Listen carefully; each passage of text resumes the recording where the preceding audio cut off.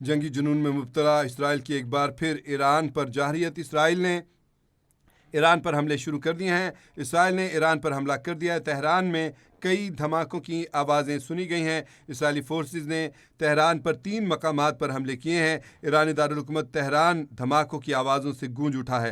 Tehran में 3 धमाके सुने गए हैं। ये कहना है ईरान की सरकारी मीडिया का। खबर एजेंसी का कहना है कि ईरानी सुप्रीम लीडर आयतुल्ला खामनाई के दफातर के करीब भी धमाके हुए हैं। खबर एजेंसी का दावा है कि ईरानी सुप्रीम लीडर आयतुल्ला खामनाई के दफातर के करीब धमाके हुए हैं और ईरानी सुप्रीम लीडर आयतुल्ला खामनाई को महफूज जगह पर मुंतकिल कर दिया गया है। जबकि तेहरान में मेहराबाद एयरपोर्ट को निशाना बनाने का दावा भी किया गया है। खबर एजेंसी की तरफ से ईरानी मीडिया ने रिपोर्ट किया है कि तेहरान में मुतादिद मिसाइल यूनिवर्सिटी रोड, जमहूरी एरिया, दानिशगाह जो स्ट्रीट कहलाती है, वहाँ पर गिरे हैं। ईरानी मीडिया का कहना है कि ईरान के दारुल हुकूमत तेहरान में धमाके की वजूहात ताहाल मालूम नहीं हो सकी हैं।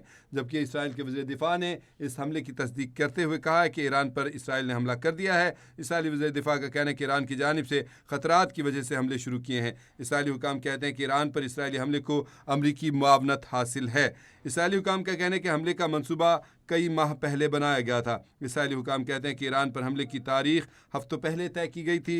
इसराइल में लोगों को महफूज मकामात पर मुंतकिल होने की हिदायत कर दी गई, बल्कि सुबह ही 8:15 बजे उनको मैसेज जो इसराइली अफवाज हैं उनकी तरफ से किया गया था कि तमाम लोग जो हैं वो महफूज मकामात की तरफ चले जाएँ। और स्कूल पहले ही बंद कर दिए गए थे, ऑर्डर्स दे दिए गए थे कि स्कूल जो है वो बंद कर दिए जाएँ। स्कूल इसराइल में बंद कर दिए गए हैं। लोग महफूज मकामात की तरफ भिजवा दिए गए। महफूज मकामात उनके बैंकर्स हैं जिनमें लोग एक बार फिर से भेड़ बकरियों की तरह उसमें घुस जाएंगे और इंतहाई शदीद किस्म का वहाँ पे रश होता है। लास्ट टाइम भी हमने देखा, मीडिया के ऊपर ये चीज़ें रिपोर्ट हुई कि वहाँ पे लोग किस तरह अंदर एक दूसरे के साथ ठोसे हुए थे और जगह इतनी नहीं थी जितने लोग हैं।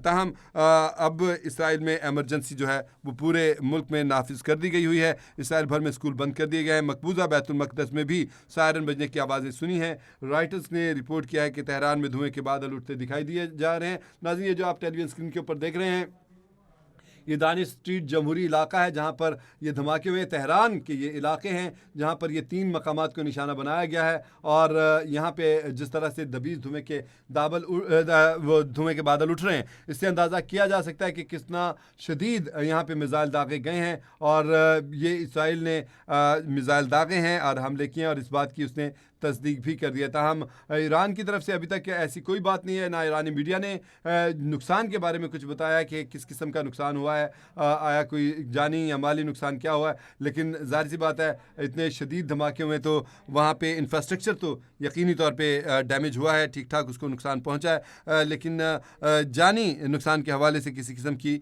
कोई इतला मौसूल नहीं हुई है।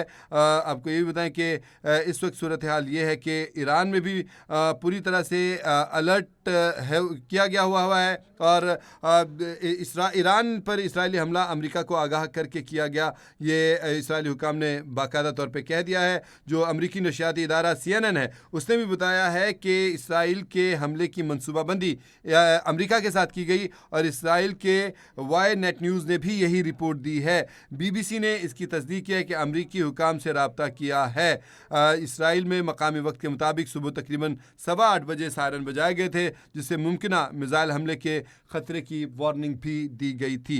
इसराइली हमले ऐसे वक्त में हुए जब अमेरिकी और ईरानी हुकाम के दरमियान ईरान के जौहरी प्रोग्राम को महदूद करने और जंग से बचने के लिए सिफारती कोशिशें भी जारी थी और तवक्को थी कि मुज़ाकरात अगले हफ्ते भी जारी रहेंगे। लेकिन ये हमला कर दिया है इसराइल ने और सूरत हाल एक बार फिर जो है ख़ित्ते की सूरत हाल गंभीर हो चुकी है। एक तरफ हम देखें तो पाकिस्तान और अफ़गानिस्तान में जंग छिड़ी हुई है और दूसरी तरफ देखें तो इसराइल ने ईरान के ऊपर हमला कर दिया है। अगर टोटल सूरत हाल का जायज़ा लिया जाए तो बिल्कुल ये सारा मामला ऐसे लगता है कि एक प्लानिंग के तहत किया गया है।